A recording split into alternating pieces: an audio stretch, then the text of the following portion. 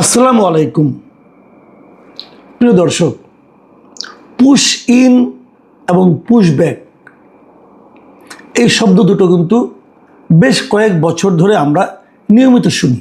পার্থক্যটা কি? পার্থক্য হলো যে আমরা বলি পুশ ইন, ওনারা বলেন পুশ ব্যাক। মানে সরল বাংলায় হলো যে ভারত মনে করেন যে আমাদের কিছু নাগরিক তাদের এখানে অবৈধভাবে প্রবেশ করেছে, কাজেই তাদেরকে ঠেলে আমাদের এখানে আবার ফেরত পাঠানো হচ্ছে। এটা হলো পুশব্যাক। আর আমরা বলি ভারত তাদের কিছু নাগরিককে, যাদেরকে তারা গুরুত্ব দেয় না, অপ্রয়োজনীয় মনে করে অথবা সংখ্যালঘু মনে করে, যা কিছু একটা মনে করে, এবং তাদের কোনো গুরুত্ব তাদের কাছে নাই যে মানুষগুলোর, সেগুলোকে তারা ঠেলে আমাদের এখানে পাঠিয়ে দিচ্ছে, আমাদের এখানে ইন করিয়ে দিচ্ছে ঠেলে। এটার নাম হলো আমরা দিয়েছি পুশ ইন। এখন কোনটা সত্য, কোনটা মিথ্যা, কোনটা সঠিক, কোনটা বেঠিক, এটা নিয়ে আলোচনা আপনি করতে পারেন, কিন্তু বোদ্ধা কথা হলো কিছু লোককে ওই দেশ থেকে এই দেশে পাঠিয়ে দেওয়া হয়। তারপরে এই লোকগুলো কোথায় যায়, কি করে না করে, এখানে তারা কোথায় থাকবে, যদি তাদের কোনো পরিচিত লোক না থাকে, তারা কীভাবে জীবনযাপন করবে, একদম সহায় সম্বলহীন এক কাপড়ে কিছু লোককে ঠেলে এখানে পাঠিয়ে দেওয়া হচ্ছে। এখন ভারত মনে করে যে তাদের এখানে সুবিধা পাওয়ার জন্য আমাদের এখান থেকে কিছু দরিদ্র লোক ওখানে যায়। এটা কেবল তখনই সম্ভব যদি বাস্তবে এরকম হয়, যদি ওদের এখানে কাজের সুবিধা আমাদের চেয়ে বেশি হয়, ওদের এখানে যদি আমাদের চেয়ে ইনকাম বেশি হয়, তাহলে লোভে পড়ে যায়। যেমন লোকে আমেরিকা যায়, যেমন লোকে ইউরোপে যায়, মধ্যপ্রাচ্যে যায়, লুকিয়ে চুকিয়ে যায়, কাগজপত্র ঠিক না করেই যায়। তো সেরকম হলেও হতে পারতো, কিন্তু ভারতের কি অর্থনৈতিক অবস্থা তেমন যে ওখানে গেলেই সবাই চাকরি পেয়ে যাবে, ওখানে গেলেই সুখের সমুদ্র? বিষয়টা কি? তারও চেয়ে বড় ব্যাপার হলো, ধরা যাক আমাদের এখান থেকে কেউ গেল, যায় না যে একদম তা আমি বলবো না। এটা হয় কিভাবে, যে একই সীমান্ত তো খুব মানে একই ধরনের মানুষ, কথাবার্তা, বাংলা ভাষা, আত্মীয় স্বজনও কিন্তু দুই দেশে আছে। তো আমাদের এখানে যারা হিন্দু ধর্মাবলম্বী আছেন, তাদের অনেকেই কিন্তু তাদের আত্মীয় স্বজন ভারতে আছে, এবং তারা সেই আত্মীয় স্বজনের এখানে মাঝে মাঝে বেড়াতে যান। বেড়াতে যে হয়তো আর আসেন না অথবা থাকেন, এরকম ঘটনা কিন্তু আমরা আমাদের শৈশব থেকেই দেখে আসছি। সেরকম কিছু হয়, কিন্তু আমরা আবার এটাও দেখেছি আমাদের এখান থেকে যে সমস্ত হিন্দুরা ইন্ডিয়াতে যান, তারা এত বিপুল পরিমাণে টাকা পয়সা নিয়ে যান, মানে এখানকার জমা জমি, সহায় সম্পত্তি সব বিক্রি করেই যান তারা। কারণ তারা তো এখানে একটা এস্টাবলিশমেন্টের মধ্যে ছিলেন, তাই না? তারা তো এখানে কিছু করে খেতেন, তো তারা ওখানে যান, যে তারা তো ওখানে যে ওদের অর্থনৈতিক আরও সমৃদ্ধ করেন। আমার পরিচিত এক সাংবাদিক, আমাদের এক কলিগ ছিলেন, আমি তার নামও বলতে পারি, উনি একসময় দৈনিক বাংলায় ছিলেন, পরে জনকণ্ঠে আমার কলিগ ছিলেন, নাম হলো দিলীপ দেবনাথ।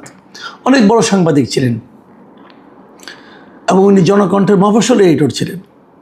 তো এই দিলীপ দাকে দেখতাম, উনি এই দেশে একা থাকতেন এবং ওনার পুরো সংসার ইন্ডিয়াতে থাকত। দিলীপ দা মাসে যে ইনকামটা করতেন তার অধিকাংশই, পুরোটাই প্রায় ইন্ডিয়াতে পাঠিয়ে দিতেন। এটা আমি নিজে দেখেছি। এবং দিলীপ দেবনাথকে আপনারা সাংবাদিকদের অনেকেই চেনেন, উনি খুব ডাকসাইটের রিপোর্টারও ছিলেন এক সময়। তাহলে এই যে মানসিকতাটা, এটা কিন্তু, এবং এই মানসিকতা এবং কাণ্ড কারখানা ওনার পরিবারের সবাই ইন্ডিয়াতেই ছিল, অনেক দিন ধরে ছিল। এই দেশের সহায় সম্পদ সব বিক্রি করে তারা ওখানে চলে গিয়েছিলেন, কিন্তু উনি আবার এখানে থাকতেন চাকরি করার জন্য। তো এই যে মানসিকতাটা, এটা অনেকের মধ্যে কিন্তু আছে, অস্বীকার করতে পারবেন না। কারণ তারা মনে করে এটা আর ওইটা একই তো জায়গা, ওখানে আত্মীয়স্বজন আছে, এখানেও আছে, এরকম হয়। কিন্তু আমার কথাটা হলো কি, যদি কেউ এরকম পালিয়ে যায় এবং যদি সে ওখানে যে কাগজপত্র করতে না পারে এবং সে যদি ওখানকার নাগরিক না হয়, তার জন্য কিন্তু ইন্ডিয়ার একটা আইন আছে। ইন্ডিয়া কিন্তু যে কোনো লোক, বাংলাদেশে কোনো লোক যদি ওখানে পায় এবং যদি সে অবৈধভাবে থাকে, তাকে কিন্তু ইন্ডিয়ান গভর্নমেন্ট ধরবে, আইন প্রয়োগকারী সংস্থা ধরবে। নিয়মটা কি? নিয়মটা হলো, প্রথম তারা এটাকে গ্রেপ্তার করবে, গ্রেপ্তার করে তারা ওখানকার কোর্টে সোপর্দ করবে। কোর্ট দেখবে যে কী করার পরে, কোর্টের সোপর্দ মানে একটা মামলা করবে, অবৈধ প্রবেশী হিসাবে তাকে একটা মামলা, এটা ইন্ডিয়ান আইন, কিন্তু আমি ইন্ডিয়ার আইনটা বলতেছি। তারা একটা মামলা করবে, এবং এই মামলাটা কী হবে, পাসপোর্ট এবং ভিসা ছাড়া ওনারা ওই দেশে প্রবেশ করেছেন এই অপরাধে মামলা, অথবা ভিসার সময় অতিক্রান্ত হয়ে গেছে, উনি ওই দেশ ত্যাগ করেন নাই, এই অপরাধের কারণে মামলা হওয়ার পর আদালত তাকে দ্রুততম সময়ের মধ্যে তারা একটা বিচার করবে, বিচারকে হয়তো একটা সাজা দিবে, ধরেন 3 মাসের জেল দিল অথবা 15 দিনের জেল দিল, কোনো একটা সাজা তাকে দেবে। সাজা দেওয়ার পর, সাজা খাটার পর তারপর কি হবে? তারপর তাকে তারা একটা ডিটেনশন ক্যাম্প তারা করেছে, ডিটেনশন সেন্টারের মতো, ওরা সীমান্তবর্তী প্রায় রাজ্যে আছে, ওই ডিটেনশন সেন্টারে নিয়ে রাখবে। ডিটেনশন সেন্টারে নিয়ে রাখার পর তখন তারা যে জিনিসটা করবে, তখন তারপরে শুরু হবে কূটনৈতিক প্রক্রিয়া।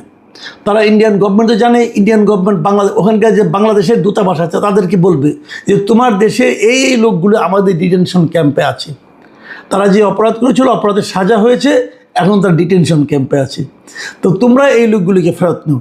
তখন বাংলাদেশের গভর্নমেন্টে যারা আছে ওখানে আপনি হাই কমিশনে, ওনারা বলবেন আপনাদের কে কে আছে, নাম ঠিকানা বলেন, কাগজপত্র দেন, তাদের কাছে কী পেয়েছেন দেন, এবং সেই তথ্য নিয়ে বাংলাদেশ সেই কাগজপত্রগুলো বাংলাদেশে পাঠাবে। এই ভারতে অবস্থিত বাংলাদেশের হাই কমিশন, তারা বাংলাদেশ গভর্নমেন্ট সেগুলো বিচার বিশ্লেষণ করে দেখবে যে আসলেই তারা আমার নাগরিক কিনা।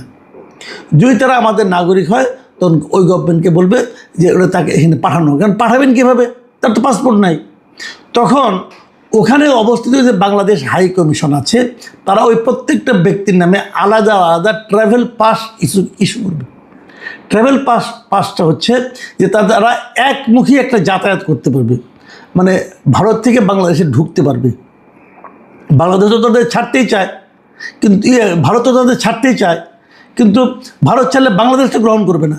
ওই বাংলাদেশে যাতে গ্রহণ করে, এই জন্যই কিন্তু ভারতের থাকা বাংলাদেশের যে হাই কমিশন তারা একটা ট্রাভেল পাস ইস্যু করে, সেটাতে তারা বাংলাদেশে ঢুকবে। এই হলো টোটাল প্রক্রিয়া। এই প্রক্রিয়ার কোথাও কিন্তু পুশ ব্যাক কিংবা পুশ ইনের ঘটনা নাই। তার মানে ওরা যেটাকে পুশ ব্যাক বলে সেই কাজটা ওদের আইনেও বেআইনি, আমরা যেটাকে পুশ ইন বলি সেটা আমাদের জন্য বেআইনি। তো এই বেআইনি কাজ আইনের পোশাক পরার লোক কেন করে? এটা কিন্তু একটা বড় কোশ্চেন। ভারত কিন্তু জানে না যে তারা একটা বেআইনি কাজ করতেছে, জানে, এবং এটা ওপেন সিক্রেট। দেখেন এই গত কয়েকদিনে, এই গত ধরেন 1-2 সপ্তাহের মধ্যে বাংলাদেশের 5টা সীমান্তে ভারত পুশ ইন করানোর জন্য বেশ কিছু লোক নিয়ে হাজির হয়েছিল। কোথাও 10 জন, কোথাও 20 জন, কোথাও 30 জন, এরকম করেছিল। ঘটনাগুলো কোথাও ঘটেছে আমি একটা একটা করে বলি আপনাদেরকে। ঠাকুরগাঁও সীমান্ত, নওগাঁও এবং চাঁপাইনবাবগঞ্জ সীমান্ত, মেহেরপুর এবং হালুয়াঘাট সীমান্ত, এই 5টা সীমান্তে 72 জনকে নিয়ে তারা হাজির হয়েছিল। কোথাও 10 জন, কোথাও 20 জন, এবং প্রত্যেকটা কিন্তু বিজিবি, আমাদের যে সীমান্তরক্ষী বাহিনী আছে, বাংলাদেশ বর্ডার গার্ড, তারা কিন্তু ফিরিয়ে দিয়েছে। এবং এই ছবিগুলো বিভিন্ন পত্রপত্রিকা আপনারা দেখেছেন যে ওরা নিয়ে ওই বিএসএফ নিয়ে আসছে, তাদের সঙ্গে বেসামরিকভাবে কতগুলি লোক আছে, তারা নারী পুরুষ শিশু অনেক কিছু, কোনোভাবে ধাক্কে এখানে সীমান্তটা পার করে দিতে পারলেই হতো, বলতে আমরা চিনি না। কিন্তু আমাদের বিজেপি কঠোরভাবে অবস্থান নিচ্ছে, তারা এখানে আসতে দেয়নি, থামিয়ে দিয়েছে এবং বলছে আপনি এখানে আসতে পারবেন না। তারপর তারা আবার ব্যাক করে নিয়ে গেছে। তারা কিন্তু এটাতে আবার চেষ্টা করবে। তো এটা কেন করে? এটা করার একটাই কারণ, সেটা হলো একটা পরস্পরের 2 দেশের মধ্যে একটা অশান্ত পরিবেশ তৈরি করতে চায়। ইন্টারেস্টিং হলো এইবার যেরকম বিজেপি কঠোরভাবে তাদেরকে ফিরিয়ে দিয়েছে, এটা কিন্তু হাসিনার আমলে ফেরানো হতো না। হাসিনার আমলে চট করে ঢুকে পড়তো। যা তখন অবশ্য এই পুশব্যাকের ঘটনা শেষ দিকে খুব কমই হতো, কিন্তু তারপরে যা ঢুকতো এরকম ঢুকে পড়তো। আমি একটা ইন্টারেস্টিং একটা কথা বলে আলোচনাটা শেষ করি। আমাদের সীমান্তবর্তী একটা রাজ্য ভারতের আসাম, সে আসামের যিনি মুখ্যমন্ত্রী হিমন্ত বিশ্ব শর্মা, এই ভদ্রলোক মাস 2 আগে আনন্দবাজার একটা, ওদের একটা এবিপি আনন্দ আছে একটা টেলিভিশন সেন্টার, ওদের ওই মিডিয়ার হিন্দি একটা সংস্কার ছিল ওদের, মানে হিন্দি ভাষায় প্রচারিত হয়। তাদের এক সাংবাদিককে উনি একবার ইন্টারভিউ দিয়েছিলেন মাস 2 আগে। সেখানে উনি বলেছিলেন যে প্রতিদিন সকালে ঘুম থেকে উঠে আমি ঈশ্বরের কাছে প্রার্থনা করি যেন ভারত বাংলাদেশের সম্পর্ক ভালো না হয়। বুঝেন, ভারতের একটা রাজ্যের মুখ্যমন্ত্রী বলতেছেন যে উনি প্রতিদিন সকালে ঘুম থেকে উঠে ঈশ্বরের কাছে প্রার্থনা করেন যেন বাংলাদেশের সাথে ভারতের সম্পর্ক ভালো না হয়।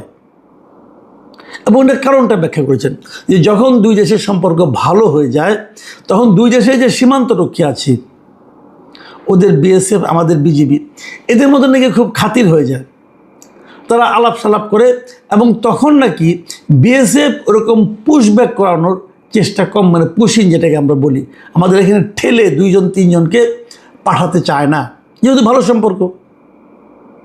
এই জন্য উনি ভালো সম্পর্কটা চান না, উনি যেন খারাপ সম্পর্ক থাকবে, তারপর ভারত রাতের অন্ধকারে মধ্যরাতে 5-10জনকে ঠেলে আমাদের সীমান্তের মধ্যে পাঠিয়ে দেবে। তো একজন মুখ্যমন্ত্রী যখন এ ধরনের একটা বেআইনি কাজের জন্য, যাদের বেআইনি কাজটা উনি নিয়মিত রেগুলারলি করতে পারেন, সেই জন্য উনি ঈশ্বরের কাছে প্রার্থনা করেন, তাহলে এক্ষেত্রে আপনারা বুঝতে পারবেন যে ওনাদের মানসিকতাটা কী। এই মানসিকতার পেছনে কারণটা কি বলেন তো? ধরেন আমার দেশের লোক হলো 20 কোটি 22 কোটি লোক, ধরলাম 20 কোটি লোক, তো আপনি 4-5জন লোককে পাঠিয়ে আপনি কি আনন্দ পান, আর আমাদের কত বড় ক্ষতি আপনারা করেন, এটা নিয়ে কিন্তু আলোচনা চলতে পারে।